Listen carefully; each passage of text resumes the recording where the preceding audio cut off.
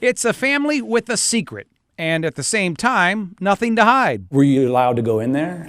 No, my grandmother would never let anyone up there. And she never, ever went up there. Well, almost nothing. The man speaking for the family asked that we not use his name, show his face, or say where his grandmother used to live for more than 40 years. Once we found out what it was, we don't want anyone to try to break in. So that's why we wanted to stay secret still. Yes, exactly.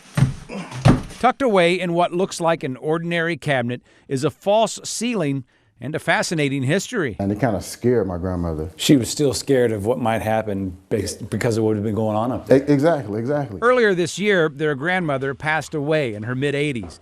The family's curiosity peaked, and they did too. Hidden inside the rafters and a false wall only accessible from above, they found hundreds of liquor bottles, labels, and the remnants of a bootleg liquor operation dating back to when the home was built in the 1920s. If the Prohibition police would walk through here, they would never know where to look. This story is tied to the Canavan and Tarleton Company.